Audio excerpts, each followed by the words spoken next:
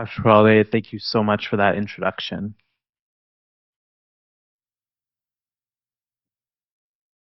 So, recognizing and managing cardiogenic shock is easy, right? Have to float a Swan-Ganz catheter and calculate some of these numbers, the FIC, the PAPI, the CPO, the power. Well, we can't really do this in the emergency department. Recognizing and managing cardiogenic shock is not easy, especially in the emergency department. Today we're going to go over errors and assumptions of both recognizing cardiogenic shock and management.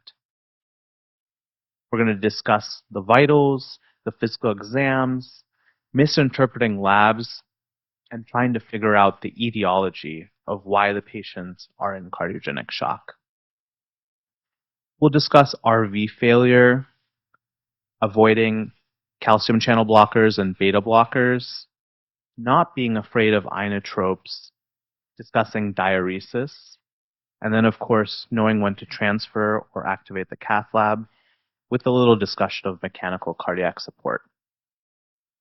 I also have a mnemonic for everyone, AEIOU, which will be managing our airway, the etiology, inotropy, offloading the heart, and upgrading support. Let's get started. What exactly is cardiogenic shock?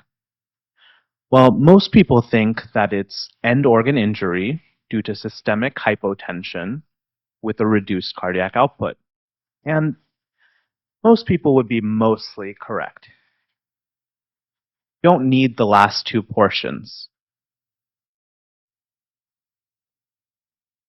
All you need is the end organ injury and insufficient cardiac output.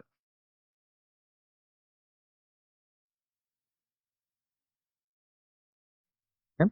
So remember that cardiac output is a byproduct of stroke volume and heart rate. So any deviations in either of these that would make the cardiac output either too low or too high can be insufficient for the body to perfuse the rest of the organs. In fact, just this past week, within the last 2 weeks actually, the ACC has released their consensus statement on cardiogenic shock. And their definition is a cardiac disorder that results in both clinical and biochemical evidence of sustained tissue hypoperfusion, irrespective of blood pressure. Now, the interventional societies have a nomenclature or a classification system for cardiogenic shock, the SCI system that ranges from A through E. A is any patient who is at risk for cardiogenic shock. Those with coronary artery disease, hypertension, hyperlipidemia, diabetes. C is your garden variety of cardiogenic shock, those who may be on pressors or starting on inotropes. D and E escalate from there, maybe needing more mechanical support or worsening. But B is a very interesting class. This is the type of cardiogenic shock where the patients are just about to fall off the cliff. Some of them do have hypotension, yes, but a lot of them may just have a compensatory tachycardia. The traditional patients that we think about with cardiogenic shock are elderly patients who have the chronic comorbidities that we've discussed. Maybe they had a recent MI. And their physical exams are notable for congestion, impaired perfusion. Congestion being your right heart symptoms, JVD, peripheral edema, hepatomegaly, maybe from the backflow of hepatic congestion. Impaired perfusion can be from your shock state. So altered mentation, oliguria, but in the case of cardiogenic shock, special mentions for that tachycardia, the narrow pulse pressure, the cool extremities. Now, one fatal assumption that we can make while in the emergency department is assuming that all cardiogenic shock patients are always fluid overloaded and cold. Couldn't be further from the truth. Here are 4 exceptions to that rule. Euvolemic cardiogenic shock, normotensive cardiogenic shock, RV shock, and high output heart failure. Remember that diagram in med school that related volume status with peripheral perfusion? There's the dry and the wet, and then there's the hot and the cold, or the warm and the cold. And traditionally, cardiogenic shock patients are in that bucket where they're wet, volume overloaded, and cool, having poor perfusion. But there is a group of patients who is in the dry and cold box. And those are the euvolemic cardiogenic shock patients. Traditionally, these are chronic heart failure patients that may hide fluid very well, but they could also be just very adherent to their diuretic at their dry weight with still a very poor cardiac index that is unable to perfuse the rest of their body. They'll be symptomatic, they'll have a narrow pulse pressure, and they'll have an elevated lactate because they will shock. And this is a reminder that if you have a chronic heart failure patient, even ones that don't appear fluid overloaded, maybe you just get a lactate to make sure that they're not about to fall off the cliff into true IC or above cardiogenic shock. Now, with regards to normotensive cardiogenic shock, there's two populations I think of. There's the ischemic population. And these patients traditionally maybe have higher blood pressure. So let's say they have a blood pressure of systolic 160. Well, when they present in their version of cardiogenic shock with greater than a 30-point decrease in their systolic blood pressure, that might appear normotensive for us, but it's a state of hypotension for them. Normotensive cardiogenic shock can also occur in our SCI-B patients with isolated tachycardia, as discussed in the beginning. It can also occur in heart failure patients who maybe haven't been as adherent with their afterload reduction. That higher blood pressure that they're at provides too much afterload that the heart cannot compensate against. RV shock, fortunately, these patients will actually be hypotensive, which makes them a little bit more easier to identify. They'll also have cool extremities, but they may not have the classic left heart symptoms like the crackles, the exertional dyspnea, the lower extremity edema. Then, of course, there's the high output heart failure population. Patients with hyperthyroid, sepsis, malnutrition, undomiciled populations, patients with chronic alcohol use.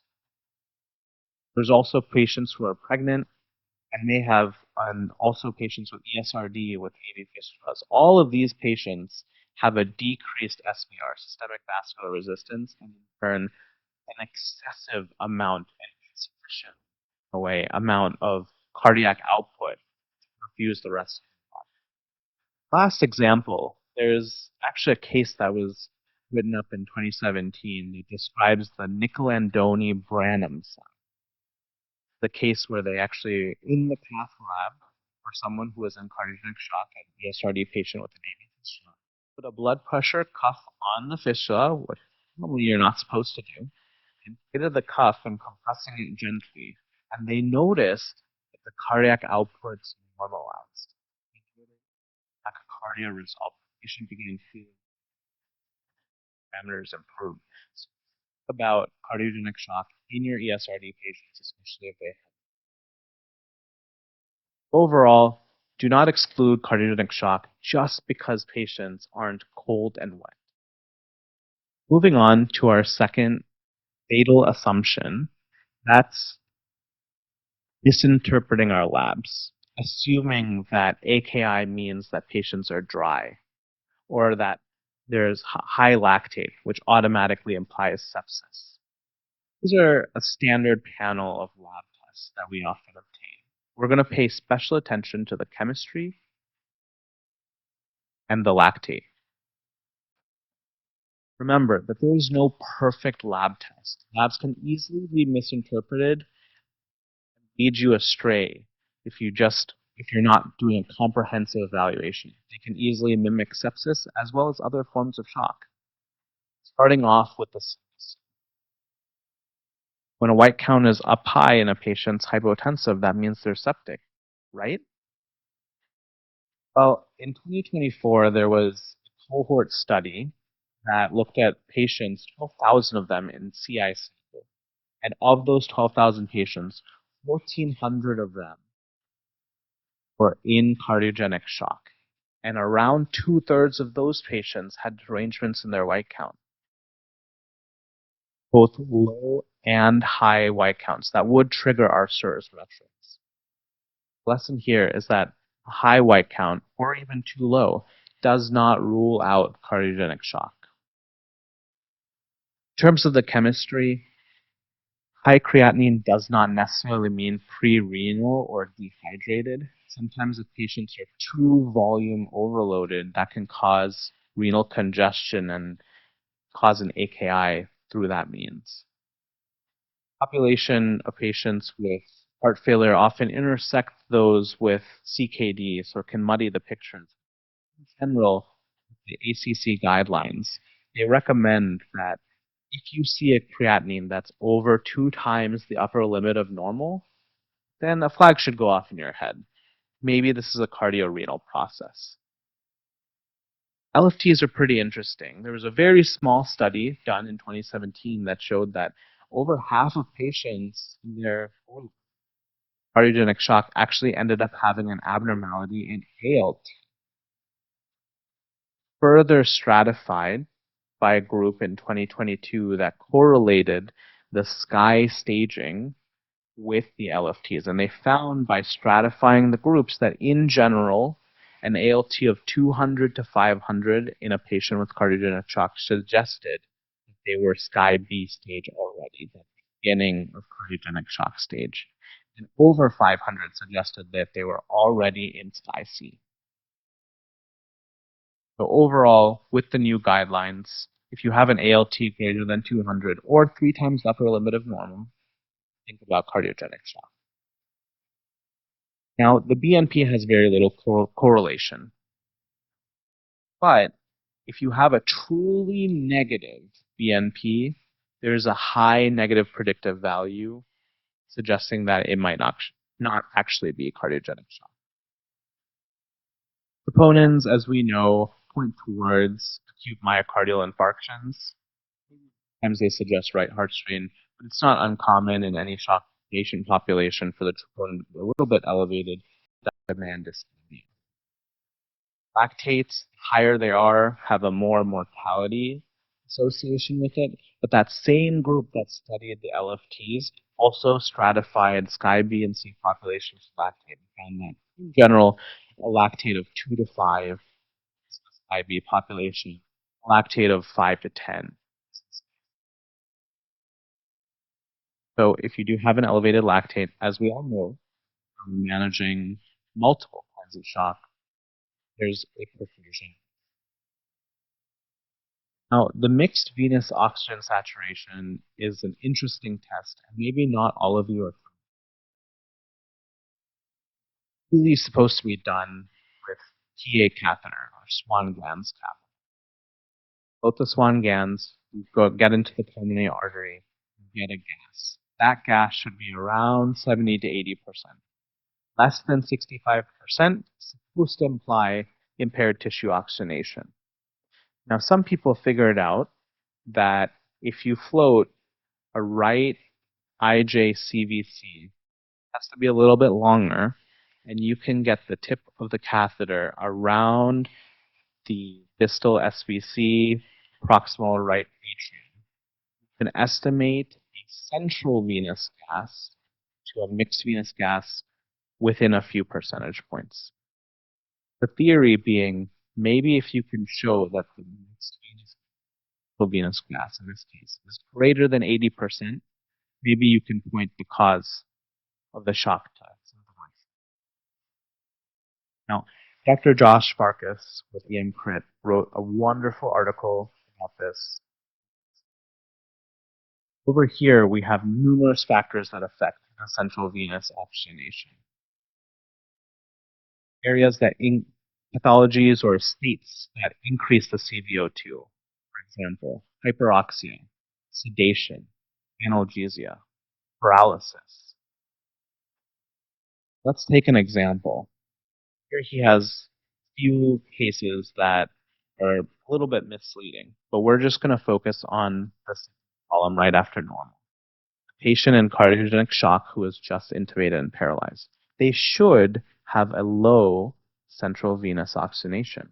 However, in this case, with all the parameters listed, their central venous gas is around normal.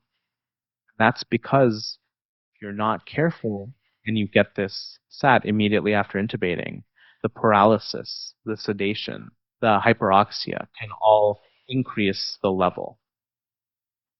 Anecdotally, I do still think very low saturation correlates very well with cardiogenic shock, but I'll never use it as a fixed data point. My best case use is to trend it. If I think someone has a cardiogenic shock, I'll get it. Let's say the central venous gas is around 40%. Maybe I'll start dobutamine at 2.5 or 5, and then trend it. See if it goes up to 50%.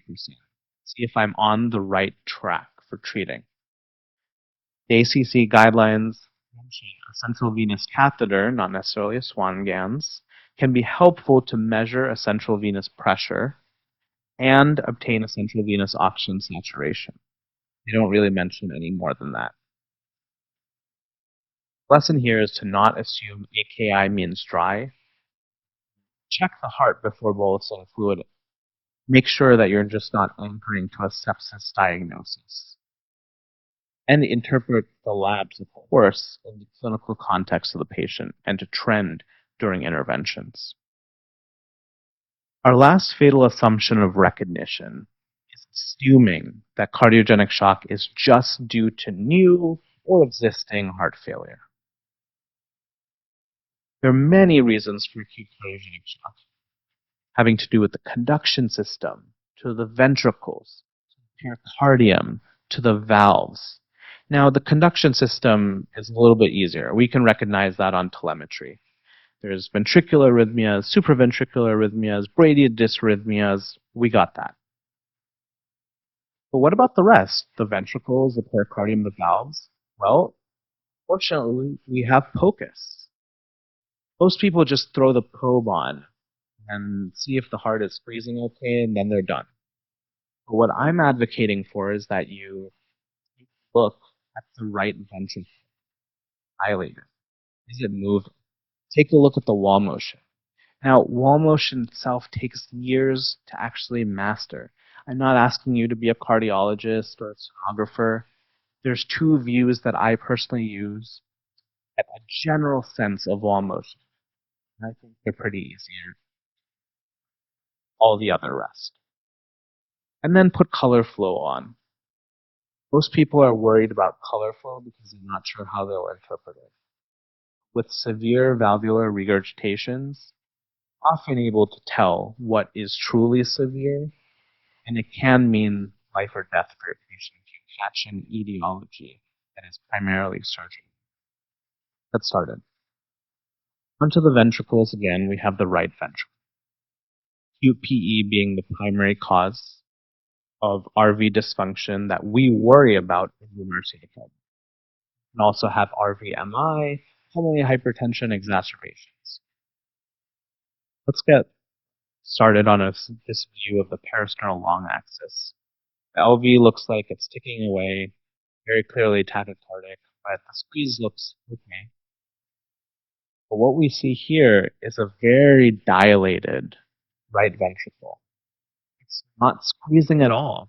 You can actually see little tiny bubbles going through because of how slow the flow is through that right ventricle.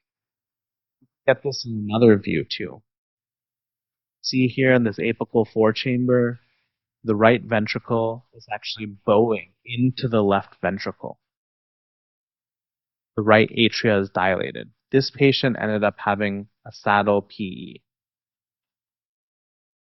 Moving on to the left ventricle. There are multiple cases or reasons why you might be in cardiogenic shock. Acute myocardial infarction is, of course, the biggest reason. Also myocarditis, a large gamut of cardiomyopathies, as well as septal or free wall rupture. Consider. This is a very broad list, and this is not comprehensive. It is does highlight the most important pathologies.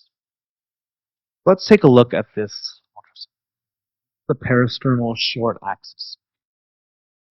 Reason why I love this view inner to understand regional wall motion is that you can compare the point on the wall with any other point.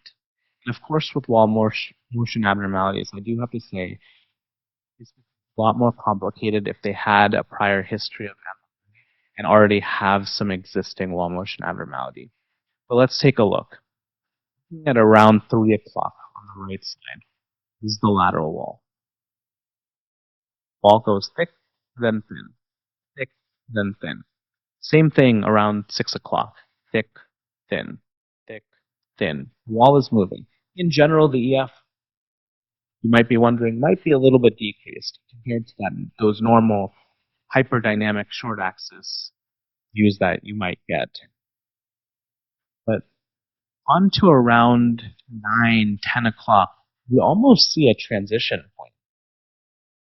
There's a point where the wall becomes more hypokinetic or really akinetic around that 9 o'clock, 10 o'clock, where the left ventricle is sharing a wall with the right ventricle around the septum.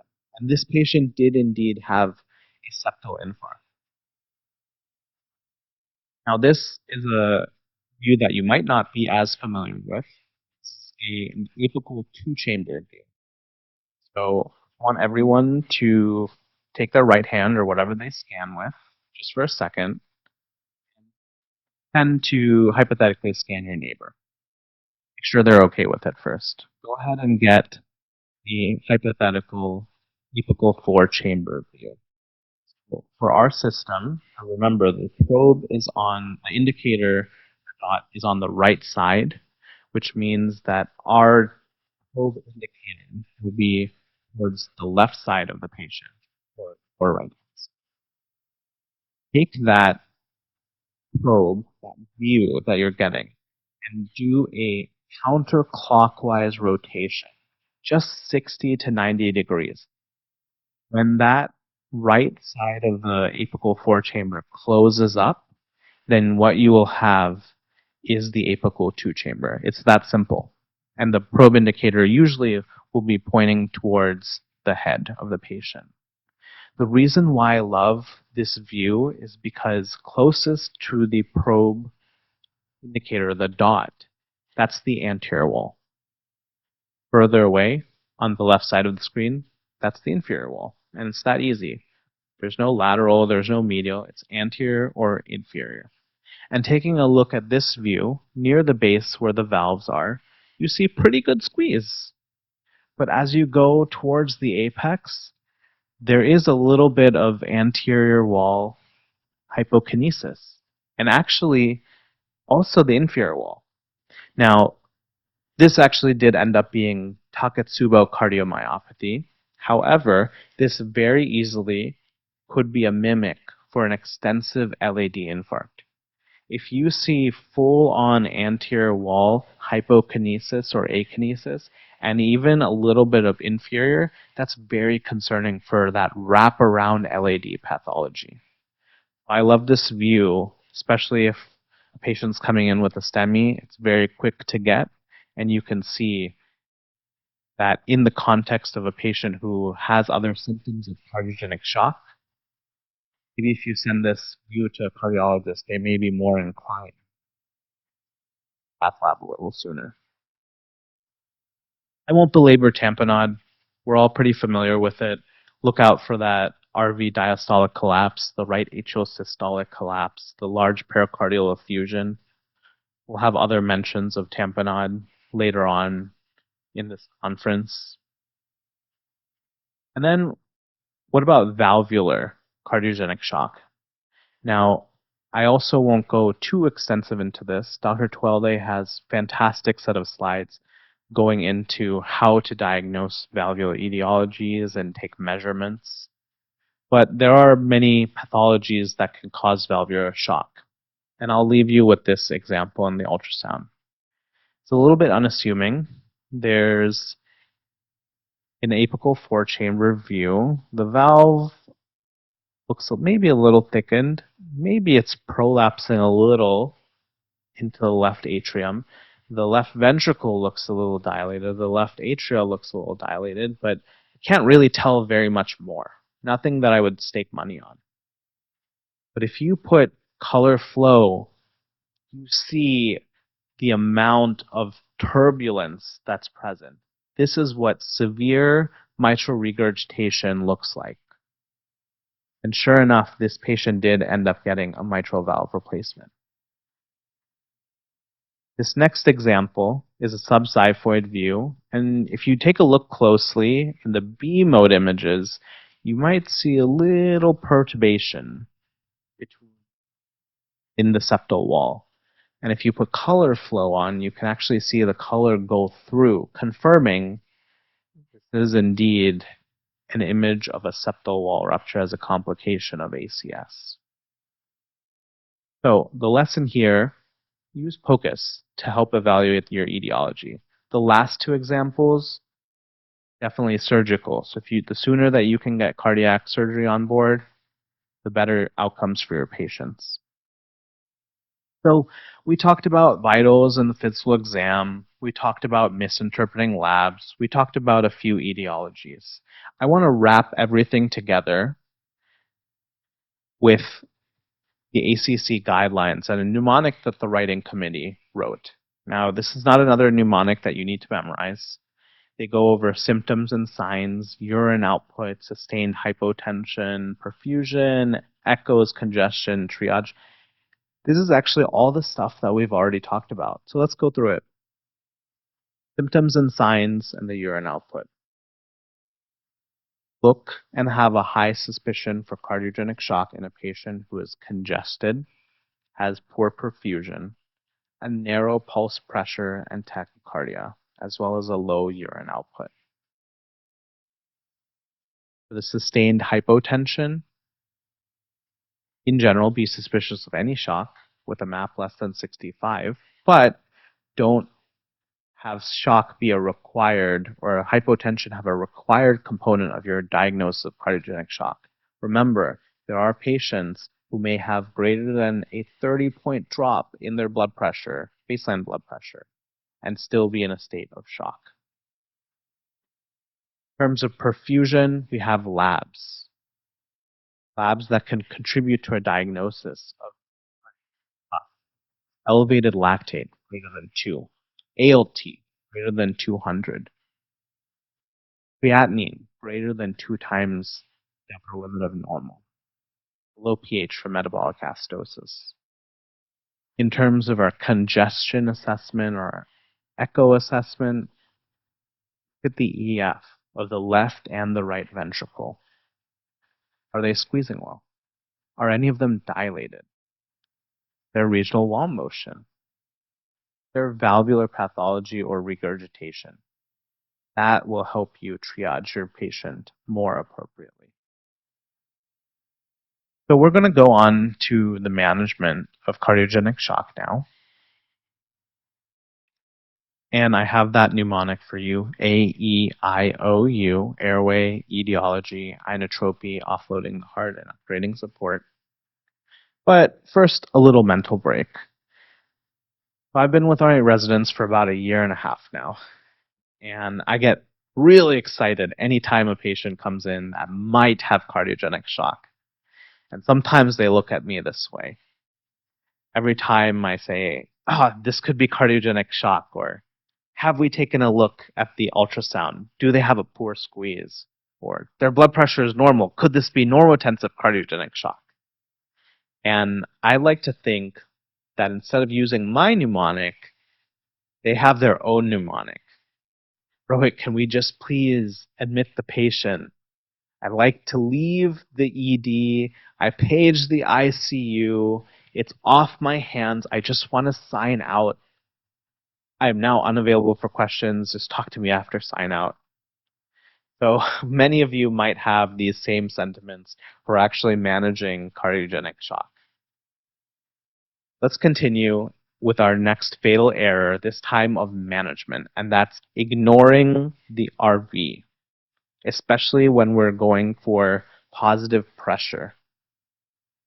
As it turns out, 50 to 88% of patients in cardiogenic shock will require some sort of respiratory support. Positive pressure is actually really good for the left ventricle. It reduces both preload and afterload. Most of these patients will be intubated for around 3 days. Of course, they might be intubated longer for neurological reasons or mechanical support or advanced heart failure therapies. And I usually think about intubating these patients if they have refractory hypoxia or hypercarbia, if they're having too much work of breathing on non-invasive therapies, or if they have all of the above and they might be a really good candidate for mechanical cardiac. Patient is still pretty high risk.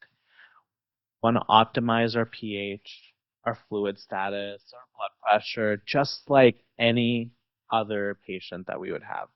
There's no specific recommendations on the sedation. And in general, what was listed in the ACC document was targeting a tidal volume of about 6 to 8 mg of ideal body weight, nothing new, and targeting a PEEP of around 5 to 10, and escalating it to 15 if the patient can tolerate it. But what becomes very tricky is cardiogenic shock with RV failure, because you should absolutely try and avoid intubation if you can help it. Patients will have a hemodynamic collapse most of the time, and intubating confers a mortality rate of over 35%.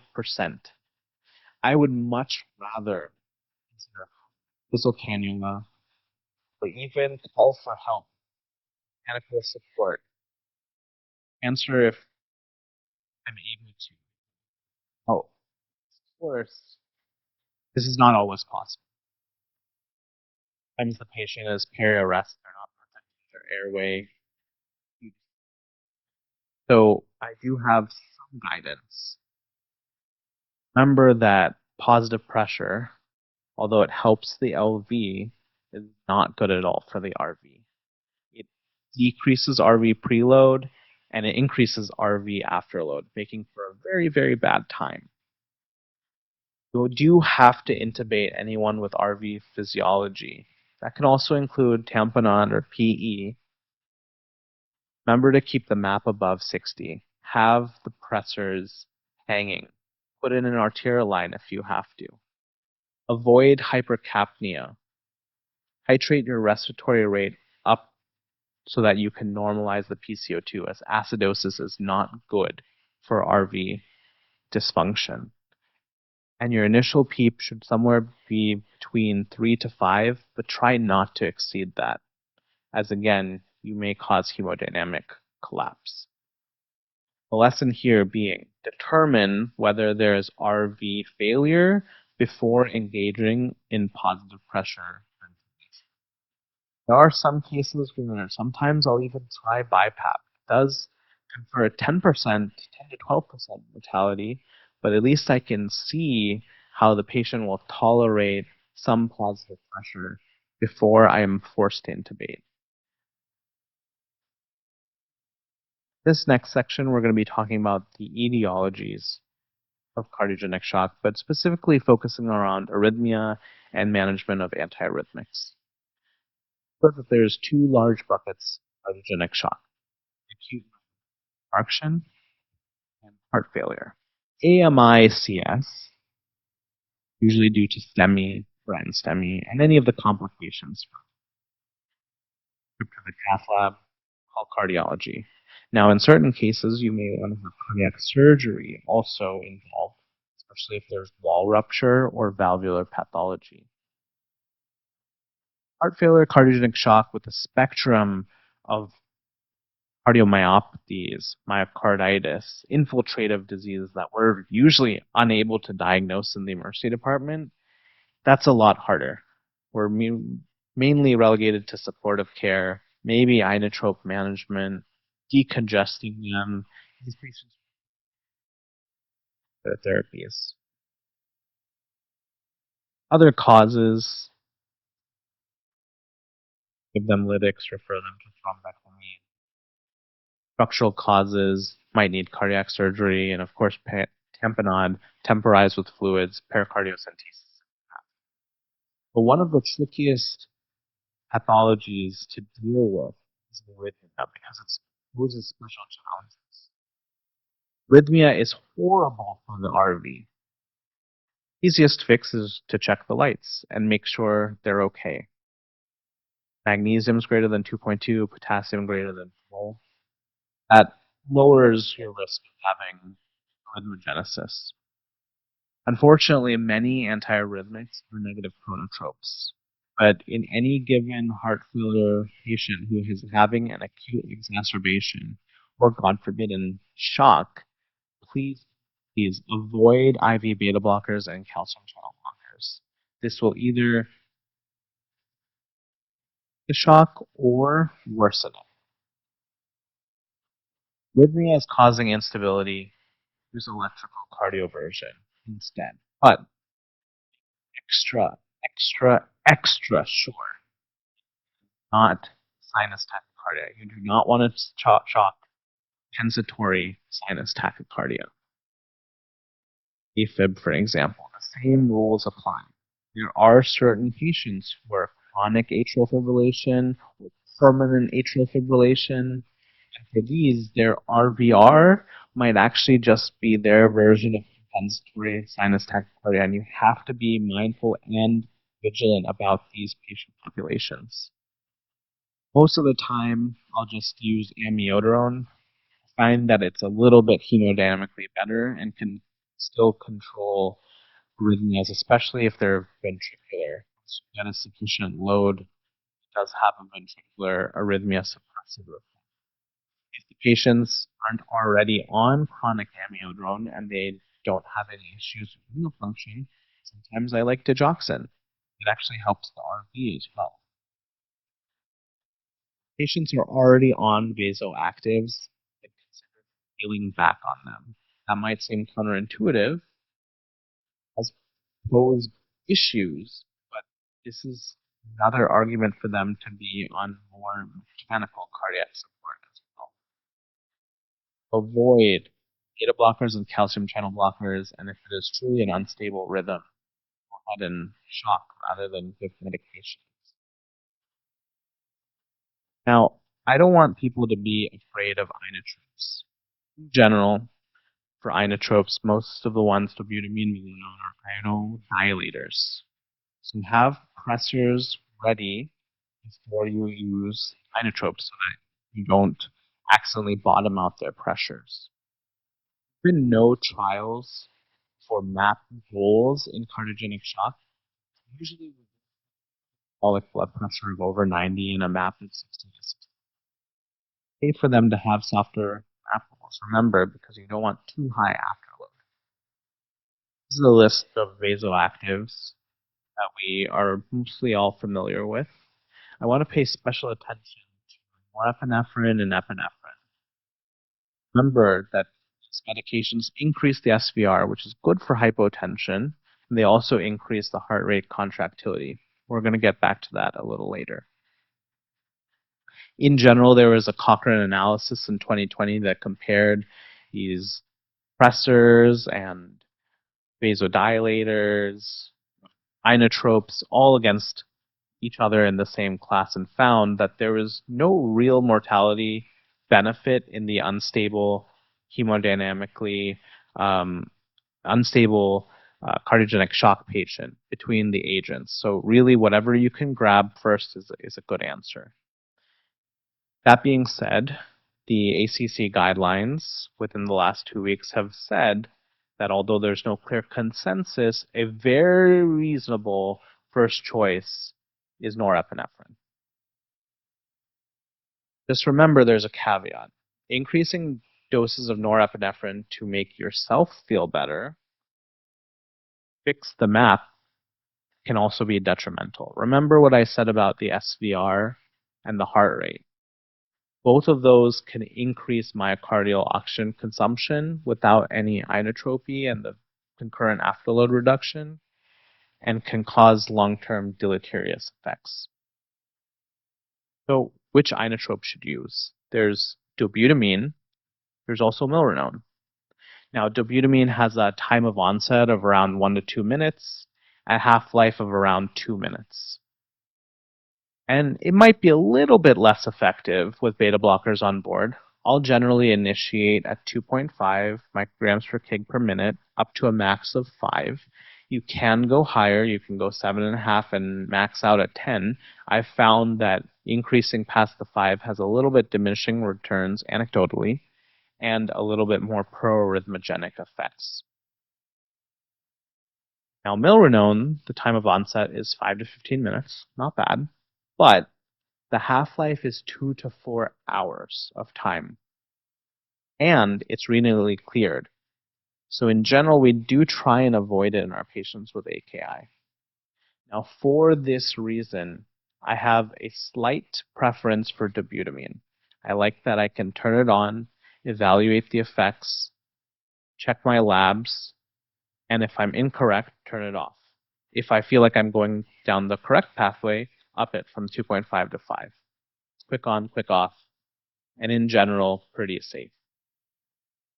But if you are curious, dobutamine and milrinone have been compared head-to-head in the Do-Re-Mi trial, the single-center randomized, double-blinded control trial, and they did find that there were no significant differences in both their primary and secondary outcomes.